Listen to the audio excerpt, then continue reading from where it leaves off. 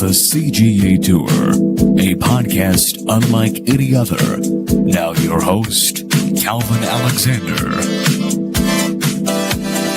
Hey Cowboy fans, today's episode is brought to you by Oakley Burklow, your go-to independent insurance agent and proud OSU alum. Oakley helps with home, auto, life, and business insurance, working with multiple top-rated insurance companies to find you the right coverage at the right price. Licensed in Oklahoma and Arkansas. Call 918-280-9068 or email oakley.burklow@connectmyinsurance.com. Personal service, honest advice, and a fellow poke helping you protect what matters most. Hello and welcome back to the latest episode of the CGA Tour podcast. As always here, I'm your host, Glen Alexander, coming to you from Stillwater, Oklahoma on this lovely Monday, December 22nd, as we're recording. Trey, how's it going? I'm good. Lack of sleep is great, but overall, doing well. Trey does have a newborn in the household, so congratulations again. But glad to have you with us here. Well, Trey, you know what? Yesterday, Oklahoma State played basketball in women's, men's, and also wrestled. Went 3-0 on the weekend, which that's Very always nice. worth something. But the basketball game ended a little bit closer than I would have liked. Did you have a chance to watch the whole game?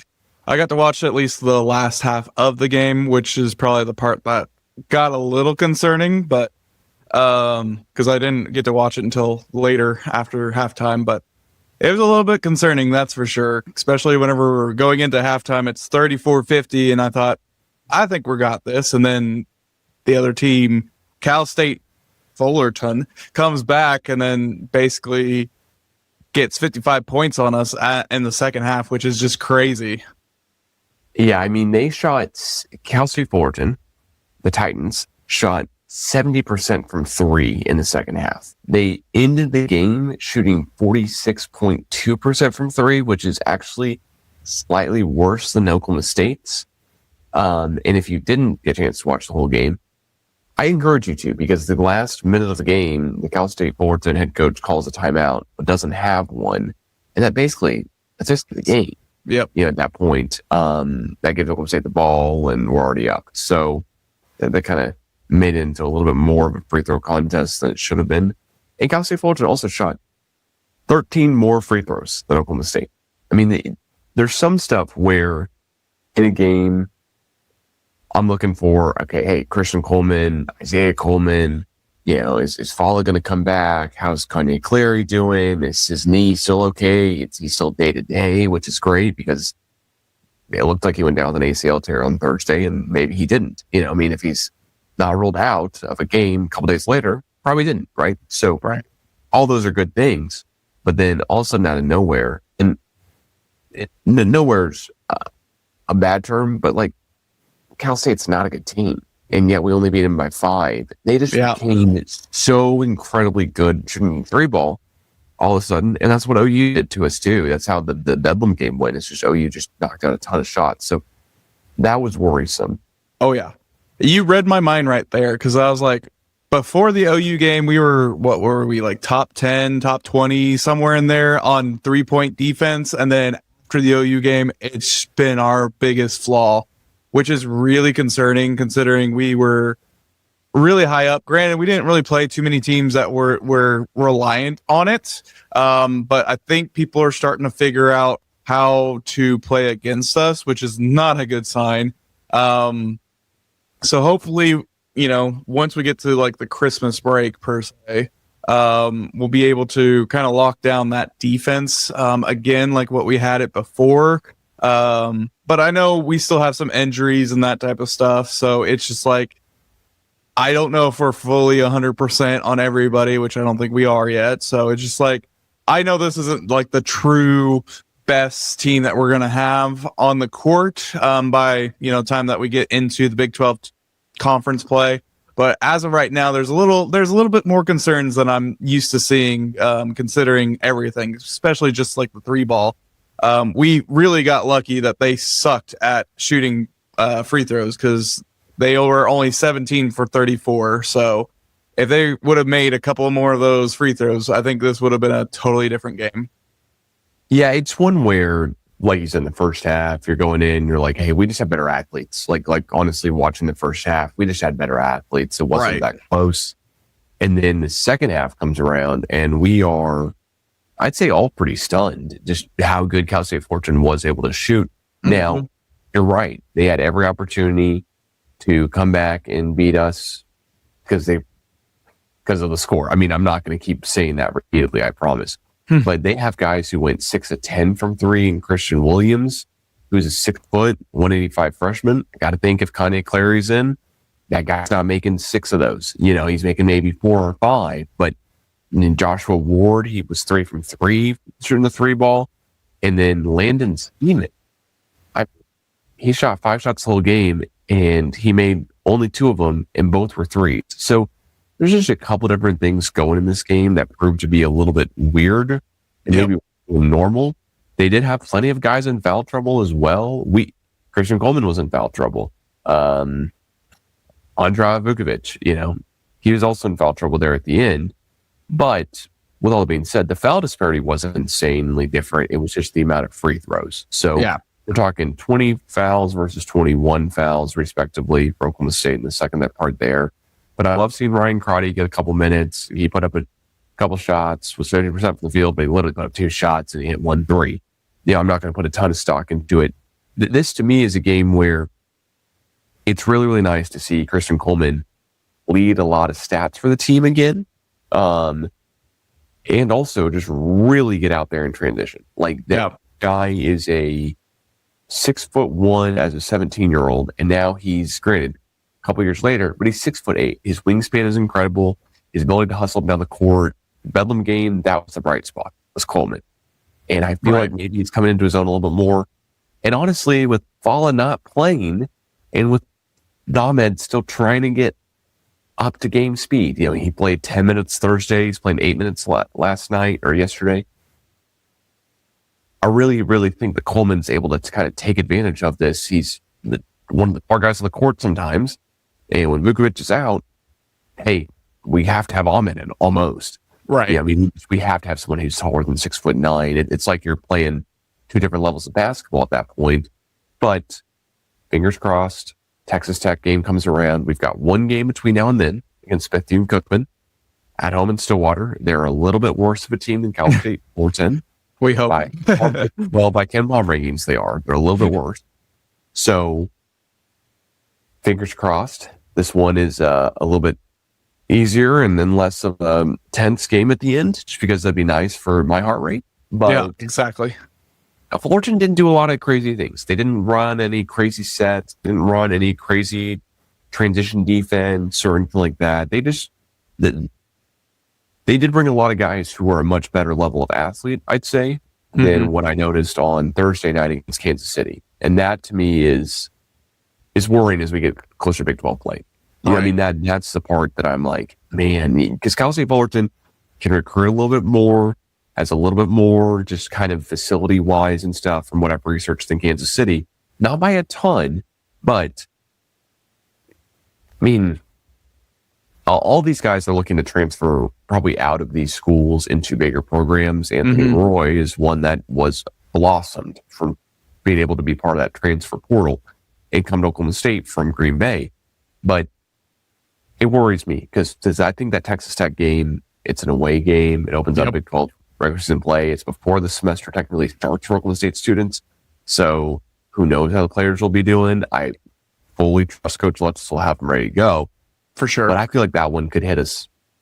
I feel like that could be at least a 20-point loss if it goes the way that it might. And with Fala being day-to-day still, I'm just really worried because without him, I mean, Ben Ahmed has a lot of room, a lot of minutes he needs to be kind of working his way up to here, coming back from an injury.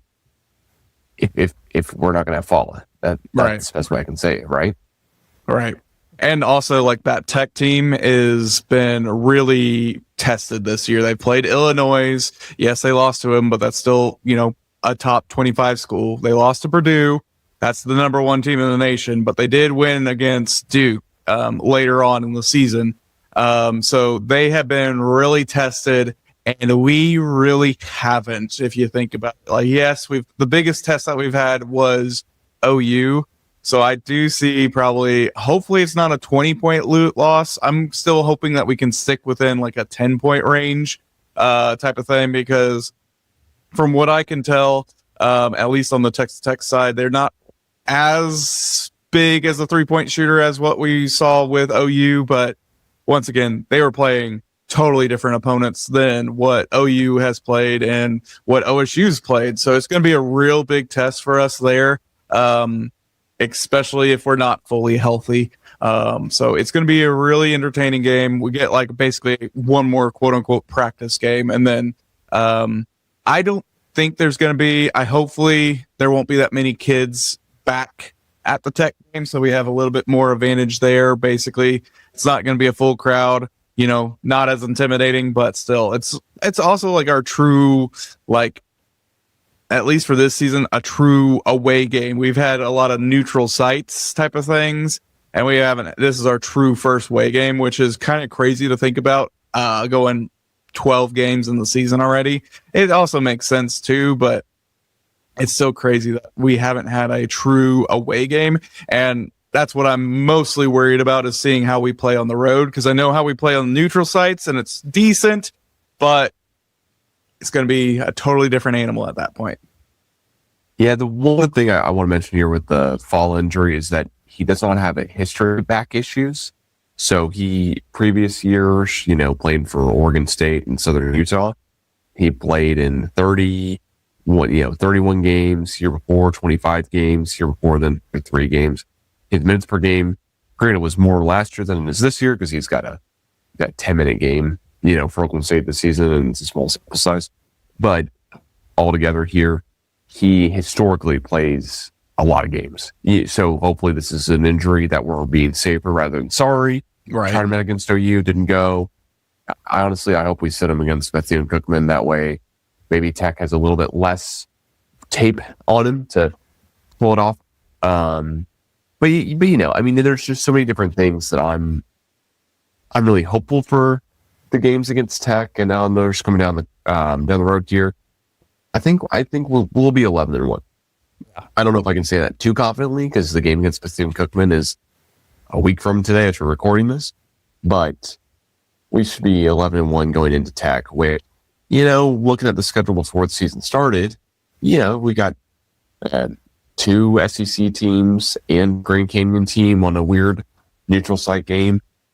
I wasn't for sure if we'd be having this good of a record this far into the season, and a lot of the guys look really, really good. So I'm really excited. It's great to have so many different playmakers. Yes. That's the one thing I'd say. We have depth. Thing. Yeah, we definitely have depth. Yeah. So it's going to be great whenever everybody's healthy and everything. To see how everybody comes together. Coleman's been picking up amazing within the last couple of weeks. So it's going to be interesting to see how that dynamic plays whenever other starters come back. So it's going to be interesting, to say the least. Yeah, the Bedlam game, Christian Coleman played 37 minutes, and yesterday he played 37 minutes. So he's putting up some shots. Now he's 2 of 7 from 3. Don't love that. But he's 5 of 6 from 2, and he's definitely getting out there and put up. Yeah, if you're 7 of 13, that's great, right? That's a winning basketball player, and I would much rather Anthony Roy be able to get some more minutes, but also he's kind of a liability on defense sometimes, and he was 60% from 3 yesterday, but he's 0 of 3 from 2. So you take it what it is. He shot 4 free throws, so. I don't know. I'm really, really hopeful that against Tech it's a great game, and we're in it till the end, because that Tech team looks just incredible athletically, and so far that's not what we've looked good at, is athleticism. So right, hopefully it's not a efficiency meets an efficiency and 2 heads collide and they just kill us. But you know what? I'm never going to count us out before seeing more basketball. So right, we have a better effort right now. Yeah. And it's also early in the season too. I know it's the beginning of conference play, so it's going to be entertaining for sure. Yeah, and Tech has lost a couple of games here on neutral sites or away games against teams that are really, really good in the country. But Really the good. last loss against Arkansas makes me go, well, okay, pretty good. But then again, Saturday they played against Duke and beat them And by they one. won. Yeah. And that was, anyways. Fingers crossed it's a great game against Tech and we see a better game against Bethune-Cookman Right. a week from today. So there we go. Wrestling wise here, don't know if you had a chance to catch it here, but Oklahoma State we went to Nebraska, beat them in Lincoln, 22-12. Yep. Sergio Vega's rematch against national finalist Brock Hardy went better than the freshman Cowboy had in his first match. So we are, we're a really, really good wrestling school. Oh, yeah. Again, David Taylor has got his right back up there. I'm not saying anything that is new at all here, but I just got to say, when you beat a national finalist as a freshman, I think if we were talking about like baseball, or something like a different sport or an individualized sport, maybe it's tennis or something like that. But I'm not sure what the correct equivalent would be. It just is that some weeks I'm like, okay, we're wrestling against Nebraska. How's it going? Is Nebraska good? Oh, they're sixth in the nation. Okay, we're above them though, ranked wise. Like, how are we doing? And all of a sudden we're just incredible and we beat them and it's 22-12 and, came down to the wire. But Sergio Vega pinned Hardy in the first period. So not only was it just an incredible win, it's an incredible win by a freshman. I mean, can't get over that, especially when all these wrestling guys, we saw Wyatt Hendrickson, pin the mammoth of all mammoths, but that was like in, I think almost the overtime or the extended period. And it was after his fifth or sixth year of wrestling. And just when a freshman's able to do it this young, it's an incredible thing. So, want to give a good shout to wrestling here. They're doing great for sure. They did dominate West Virginia just a little bit better, but it is nice to see that we beat Nebraska, of all their historical transactions within wrestling as well. So it's nice to see that our program is still good. I knew it was always going to be good after, retirement and getting a new coach and everything like that. So it's great that we're still at that same level that we've always been at, which is always nice because, it's the thing that gives us national champions. It really is. I mean, let's hang banner number 35 in wrestling. Whenever I'm down, hang it up. Right next to the cross country championship. So there are some new guys here coming to Stillwater football wise. We've officially figured out a little bit, I guess maybe a couple more things that are going on here than others. So just want to say coaching staff wise, not sure if you're completely aware, but we now have Sean Brophy. So it was going to be Jordan Rogers who ended up going to be an OC somewhere else. Eric Morris is calling all the plays and doing all that type of stuff. But Brophy was UNT's passing game coordinator and quarterback coach. Yep. Good hire. He was a quarterback at Incarnate Word with Morris when Morris was there. So listen, like Morris is hiring his guys. They trust.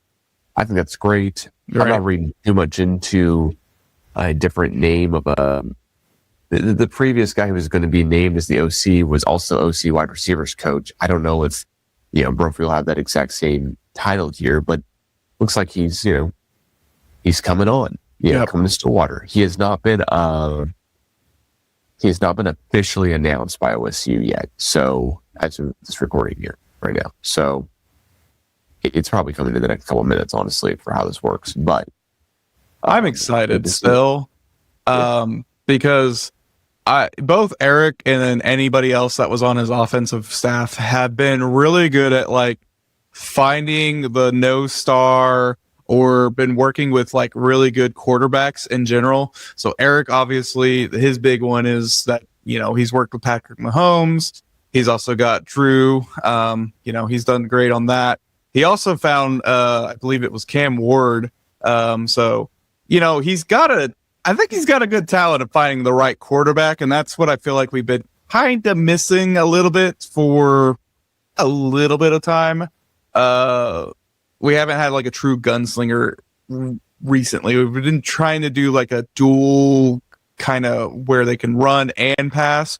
Granted, that doesn't mean, that's what Patrick Mahomes could do. So, I'm still not worried about it, and I feel like he's going to find the right fit for us, quarterback wise. So I'm excited about that. Even if we don't get Drew from North Texas, and I'm sure he'll find somebody that will be like a no-star that's going to be a household name pretty soon.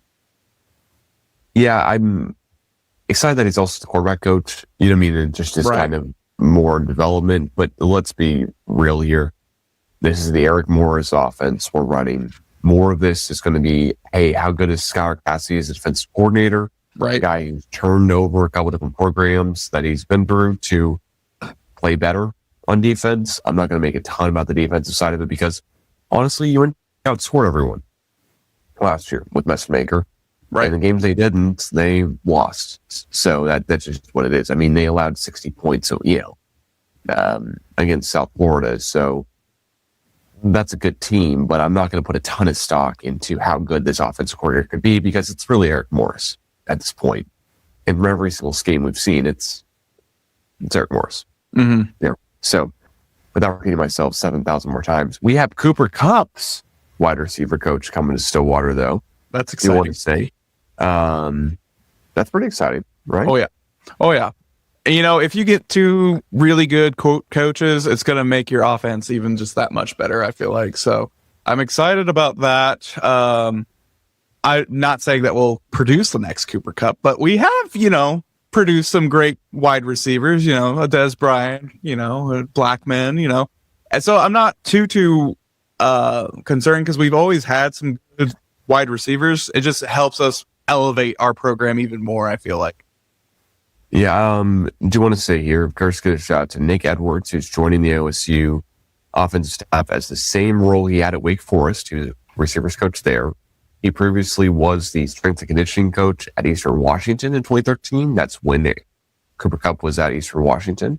And then he basically in 1 year he moved up to be wide receivers coach, and then he took a fellowship with Minnesota Vikings in 2020, and then a little bit later was an OC at Cal Poly, and now he basically comes to Stillwater after going to the Falcons in 2022. So no Zach Robinson overlap there, but still kind of cool to know. And then he worked at Washington State as a receivers coach in 2023-24, where there's no overlap with Morris, weirdly enough, unless maybe literally moving into campus and moving out of campus or something. Maybe. Like that. So there's a lot of excitement because honestly, Morris is bringing all of his guys in. He really trusts them. He's going to fall on his own sword if something doesn't work out. But I don't know a ton of Wake Forest receivers this year that look incredible. I don't know much about the Wake Forest, besides stuff I'd read you off screen here. So what I'm going to say is, hey, he's bringing in guys he trusts and knows real well, and is not afraid to maybe have an open conversations with them. And that's one of the things I'm really looking forward to, because from everything we've been told from the past Oklahoma State coaching staff, doors may not have always been open, or ears may not have always been as open as we wanted to. Right. So glad that this is the case here. In this situation, Nick Edwards here is coming. And now you mentioned maybe a minute or two ago, Drew Messmaker enters the portal.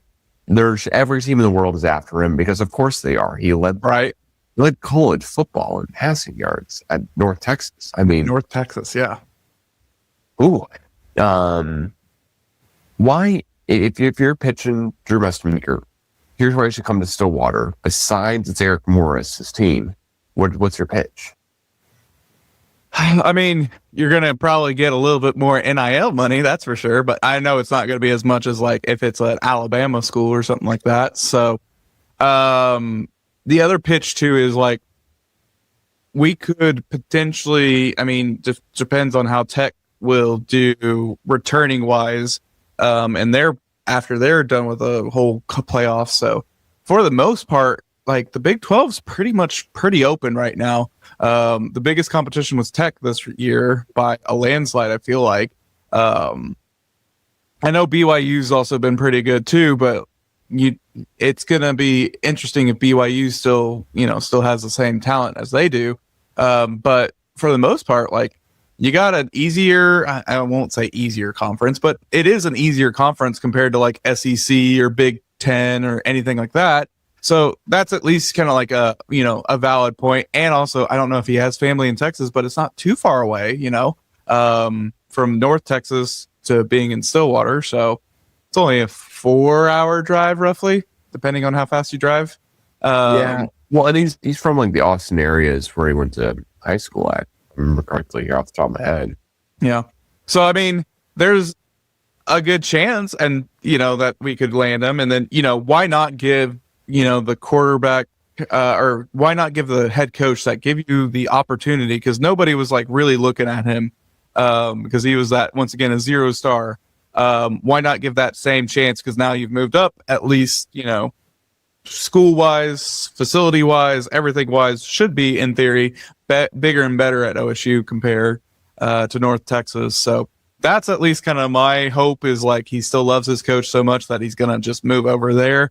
I know that's going to be a lot of say for that because, we don't really have an offensive line, but you know what? We could totally work that out.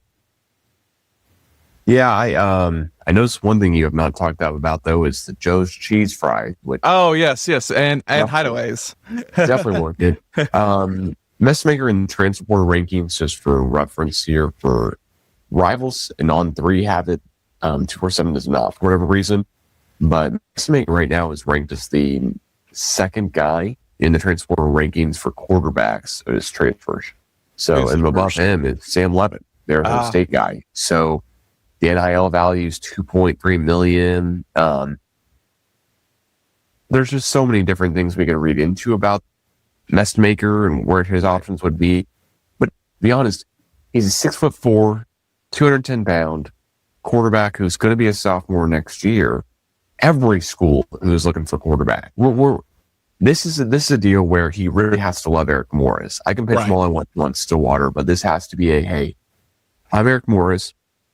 All these different NFL names are currently guys who are playing the NFL or guys who have been in the NFL.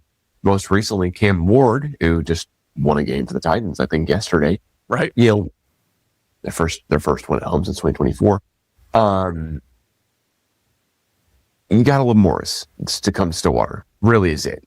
If you're a Messmaker, that's kind of the whole deal. I'm almost making a mockery of it when I'm like, hey, let me sell you on Stillwater. Because listen, every other school in the nation is going to be after this guy. There's going to be money. Right. There's going to be everything. This will not be Oklahoma State has the most money or Oklahoma State has the best campus or we have the best facilities. I think we are right on par with all of those things. But the trump card here, or the trump card, is we've got Eric Morris.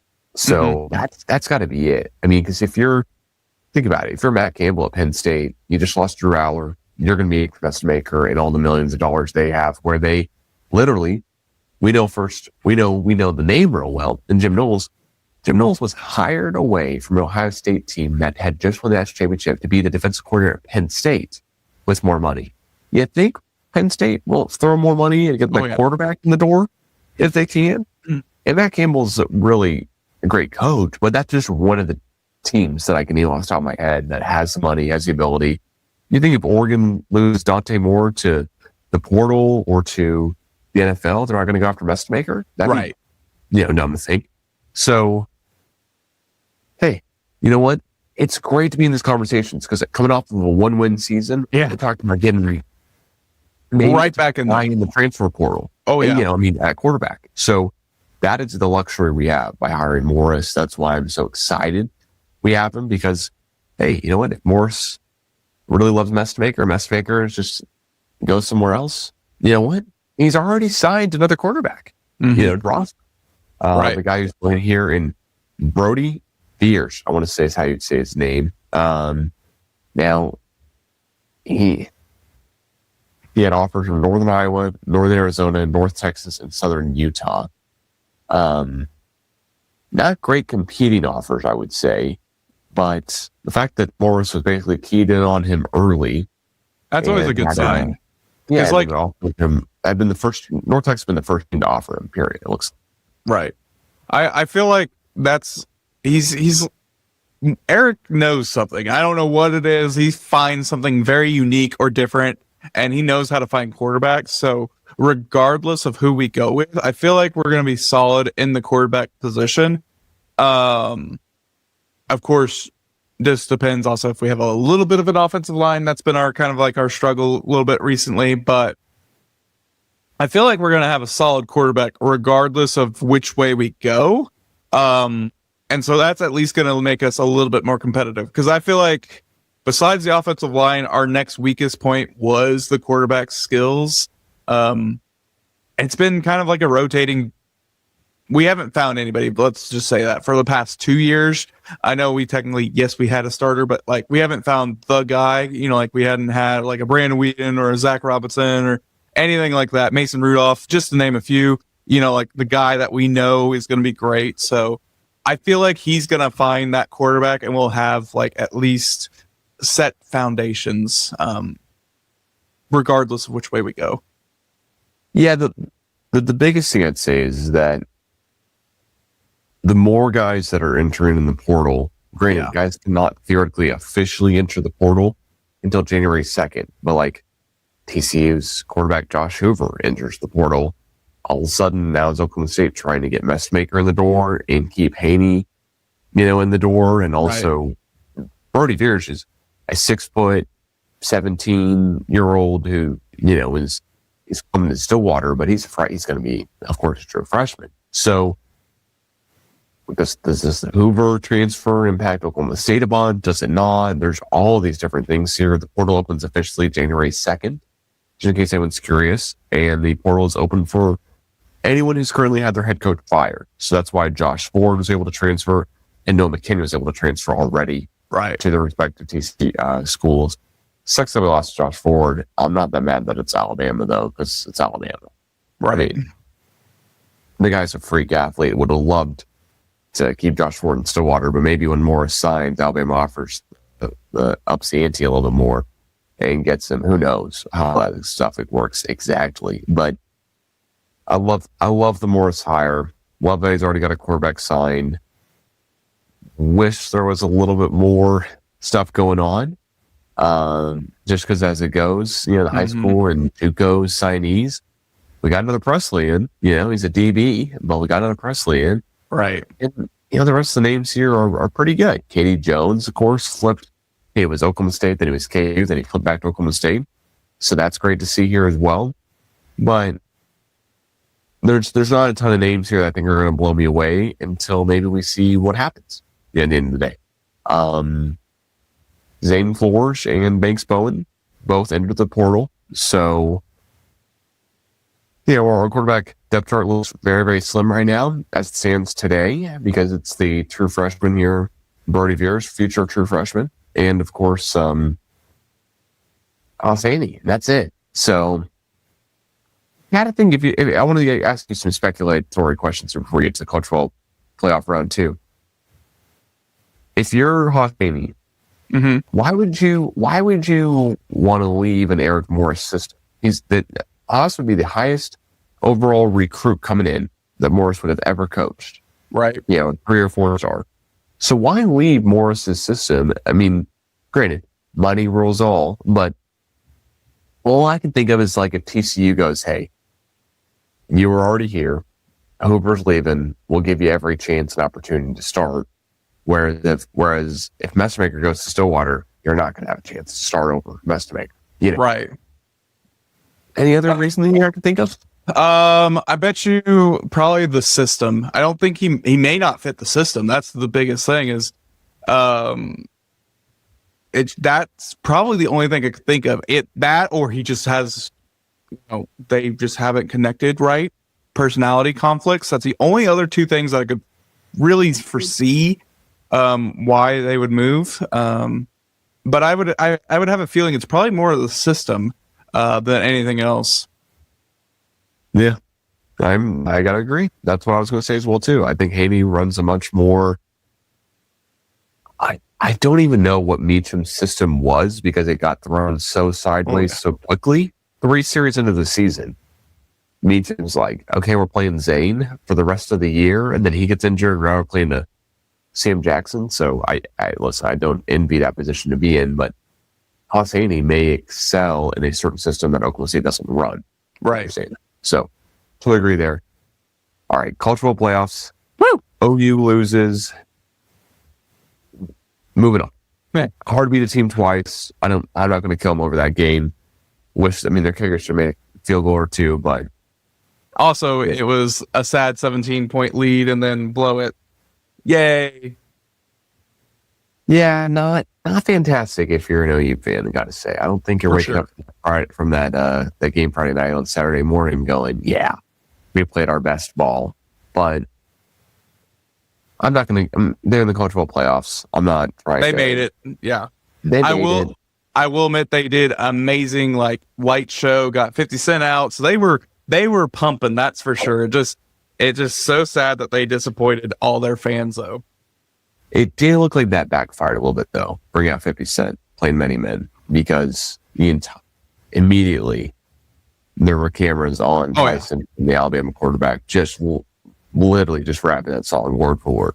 Right. That got him more hyped than maybe the OU team. Yeah, exactly. Honestly, I don't know what we do. I don't know what we do with football playoffs at this point. Well, I feel like if they would have placed different teams playing different people, if that makes sense, if the bracket was just slightly different, I think we would have had a totally different outcome. Because like if you threw, I'm not saying this is perfect, but I feel like James Madison potentially could have had a better game against Ole Miss. I just felt so bad for James Madison. They tried. They really did try. You could really tell the difference between the size of the schools. So I feel like maybe James Madison goes against Tulane and then they play somebody else, like play Texas Tech or play Indiana, give them a little bit more of a quote unquote bye. But I feel like, once again, Ole Miss already played Tulane earlier this year, and it was basically the exact same game over again. So that's the frustrating part. So we had two games that were basically the same as what happened earlier this year. Miami game and the Texas A&M game, that was pretty much a snooze fest until you got the second half. And even then, that was still wasn't the best game to watch. Just lots of misplays and everything like that. So, I mean, to be honest with you, the only one that was really like any worth talking about was the OU Alabama game, because at least that kept us entertained, you know? The rest were kind of, Yeah, I wish there was a rule in there of like, hey, rematches are just not possible, right, or the committee tries to avoid them if possible, because we talked about it last week. I was kept on saying there's two rematches happening. There's two rematches happening. It's OU Alabama and it's, A&M and Miami. And that's because I forgot. Oh yeah, Tulane played Ole Miss. So we had 4 games this weekend and 3 of them are rematches. Yeah. I mean, I understand the seeding can be the seeding, right? Like, hey, it's all down to seeding. This is what happened, etc. But I would just so much rather have watched Ole Miss play, James Madison, and then not Tulane at least, right? Flip the 11 and 12 or something, or flip it a little bit here where it's at least like, hey, A&M's going to play OU and Miami will play Alabama or whatever. Right.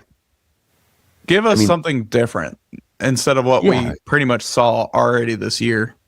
Yeah, because, they're boring. It's, whatever, and these teams get blown out. Well, teams get blown out every single year. I don't think because they're a group of 5 teams that makes it a worse deal than not. I think because it's rematches. These teams have already played each other. They know each other, et cetera, et cetera, et cetera. What are we going to do?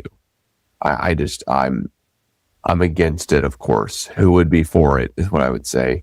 Right. But and then we get another rematch in the quarterfinals. So it's just like, here we go again. Yeah, I really just got to say, James Madison put up 34 points against an incredible Oregon team. Just an incredible team. It's 12-1. They've lost one game the whole season, right? So watch out for Oregon. But 34 points is not as big of a blowout as we've seen in years past. I'm totally cool with James Madison being in. And Tulane went up against a team that they've already played once before. Right. Like, what are we doing here? I also think the Oregon game, they benched their starters after halftime. So I think that's the main reason why that game was a little bit closer than what it was, because I believe they sat their starters just to make sure nobody gets hurt, which totally makes sense because they knew they were going to win. There's no way that they were going to come back. Yes, they did score, but they also had the most amazing offense no matter what. Like the first three plays or the first three drives, all of them are scoring a touchdown within 3 to 4 plays themselves. And just like, they're just outmatched fully. James Madison was. But I do think if we would have switched James Madison and Tulane, it may have been a little bit more competitive. I don't know. I feel like Oregon was going to blow out whoever they were going to be playing, if it was Tulane or James Madison. Well, last week, I think, did I pick Miami and you picked A&M or vice versa? I picked Miami. Woohoo! Okay. So I think you got that one. Maybe we picked differently in the OU Alabama game. I forget. We picked one game differently of the 4. It definitely wasn't the group of 5 teams versus the SEC team and the Big Ten team. But I guess if I'm making a tweak at all, Tulane had to go to Ole Miss again. Yeah. Maybe there's got to be something where, hey, if you win your conference, you're in the first round, then you get to host the game.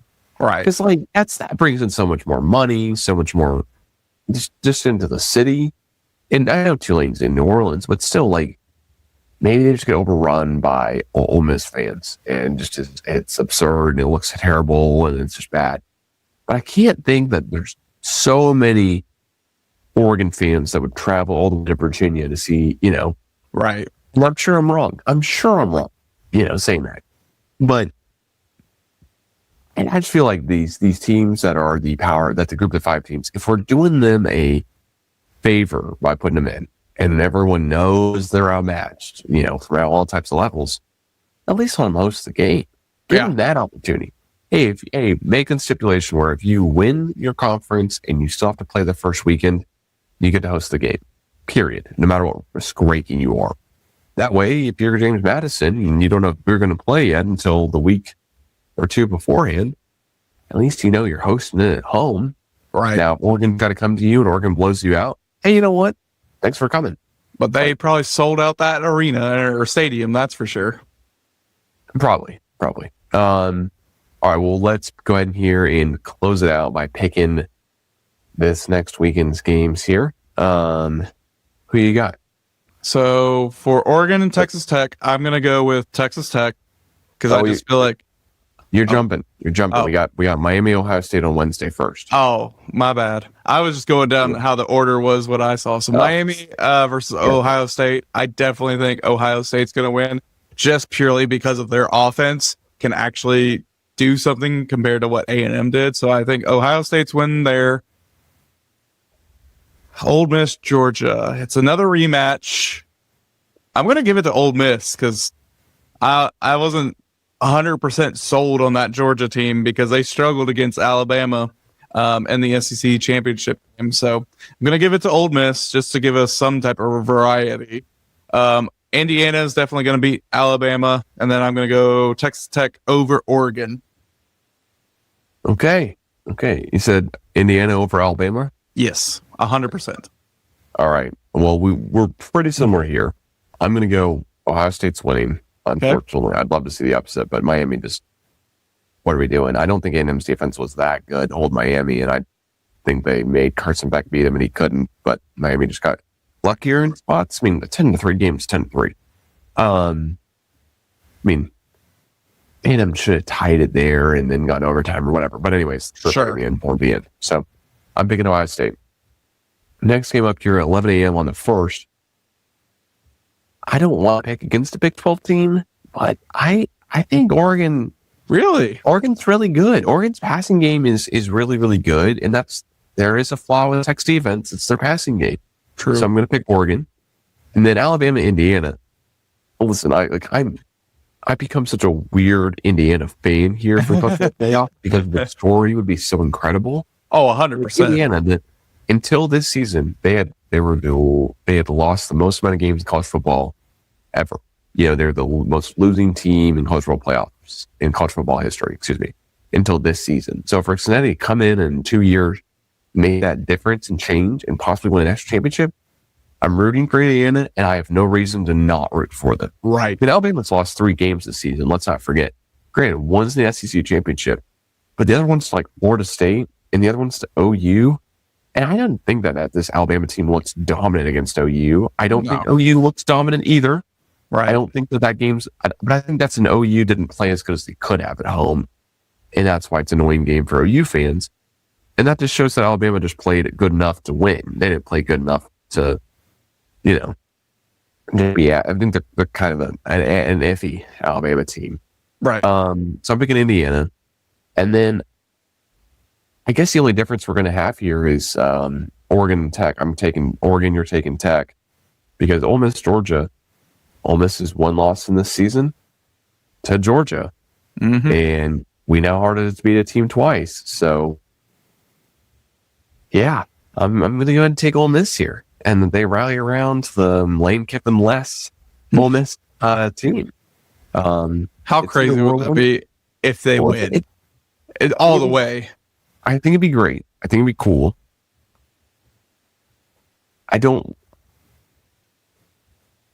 I love it when it's Indiana versus Alabama.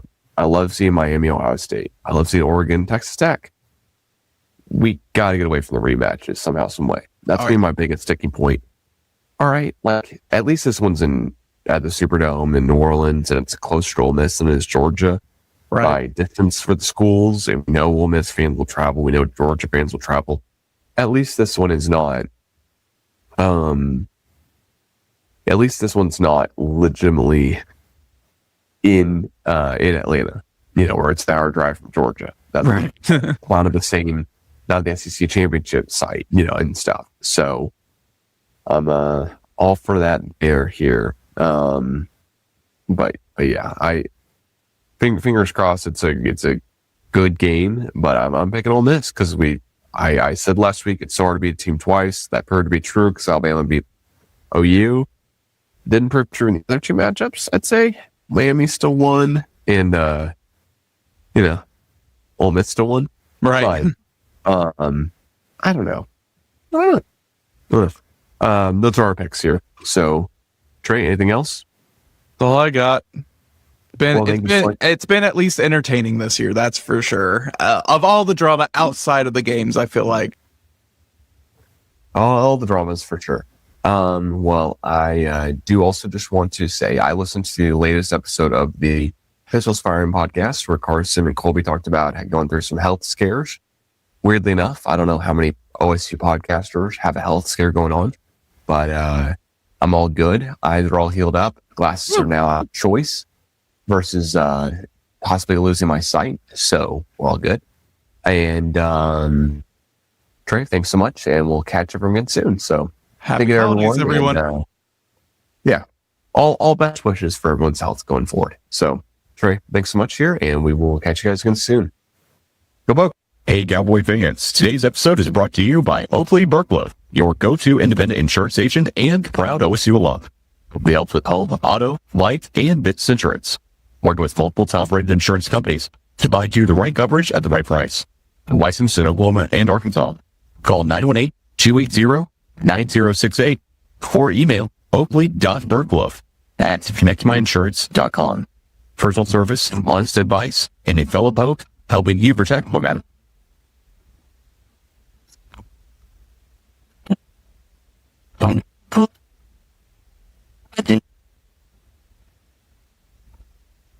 It is.